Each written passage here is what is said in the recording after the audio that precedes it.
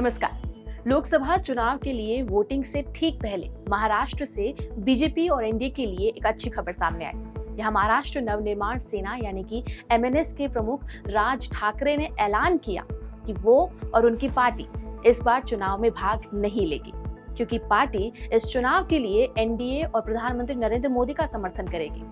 दरअसल गुड़ी पड़वा के मौके पर राज ठाकरे ने मुंबई के शिवाजी पार्क मैदान में एक जनसभा को संबोधित किया और इसी दौरान उन्होंने ये ऐलान भी किया। और सिर्फ इतना ही नहीं, बल्कि उन्होंने प्रधानमंत्री नरेंद्र मोदी की जमकर तारीफ भी की।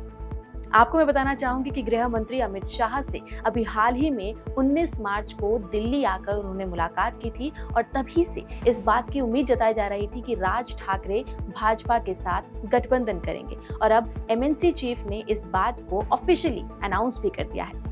और इसी के साथ महाराष्ट्र में वैक्यूम विपक्ष और भी प्रखर रूप से बनता दिख रहा है, यानी एक ऐसी सिचुएशन जहां बीजेपी के सामने या तो विपक्ष है ही नहीं और अगर है भी तो बहुत कमजोर हालत में है। इसलिए महाराष्ट्र की राजनीति में ये बदलाव कांग्रेस और उद्धव ठाकरे के लिए परेशानी बढ़ा सकता है।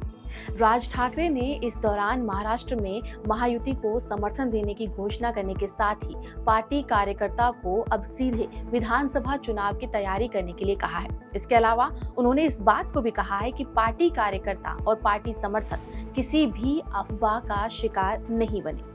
उन्होंने कहा कि मैंने जो पार्टी बनाई है उसका पालन पोषण मैं ही करूंगा।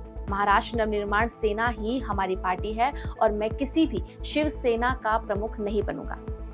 जहां एक तरफ प्रधानमंत्री नरेंद्र मोदी पहले ही 400 के पार जाने का टारगेट हासिल करने की बात कर चुके हैं, ऐसे में पार्टी जोरों शोरों से अपनी रणनीति पर बहुत देर तक और अभी तक काम कर रही है। इसीलिए महाराष्ट्र को इस बार लोकसभा चुनाव का एक निर्णायक राज्य बताया जा रहा है। कई पॉलिटिकल एक्सपर्ट्स ने तो इस बात को भी कहा है कि इस बार लोकसभा चुनाव के नतीजे बीजेपी के फेवर में तो आएंगे ही, पर लेकिन महाराष्ट्र के नतीजे चौंका सकते हैं। हालांकि कुछ लोगों को इस खबर के बाद ये सवाल भी उनके मन में आया कि जब बीजेपी को महाराष्ट्र में एकनाथ शिंदे गुट की शिवसेना का साथ मिल चुका था और शरद पवार से बगावत के बाद अजीत पवार भी आधी से ज्यादा पार्टी को लेकर गठबंधन में शामिल हो चुके हैं, तो ऐसे में बीजेपी को आखिर राज ठाकरे की जरूरत क्यों पड़ी?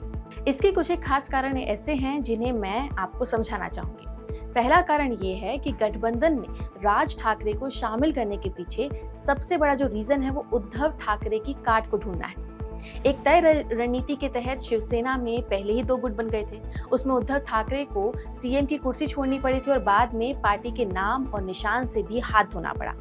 उससे बीजेपी को लगा कि चुनाव में उद्धव ठाकरे को वोटर्स की सहानुभूति का फायदा मिल सकता है और इसीलिए बीजेपी को एक ऐसे चेहरे की तलाश थी जो उद्धव ठाकरे की जगह ले सके और मराठी वोट को अपने साथ लेकर चल सके। उन्हें पहले ही उम्मीद थी कि एनडीए में राज ठाकरे के आने से उद्धव ठाकरे को करारा जवाब देने के लिए गठबंधन को एक फायर ब्रांड नेता मिलेगा।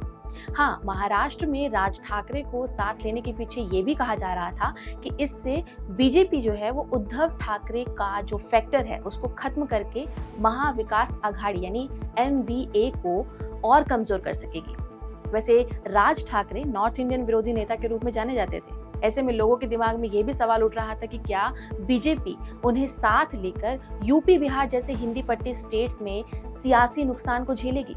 खैर, इस बात का जवाब सिर्फ एक ही शब्द में कहना चाहूंगी और वो है हिंदुत्व। खुद महाराष्ट्र के डिप्टी सीएम देवेंद्र फडणवीस ने इस बात को कबूला है कि हाल के सालों में राज ठाकरे की आइडियोलॉजी बड़ी है।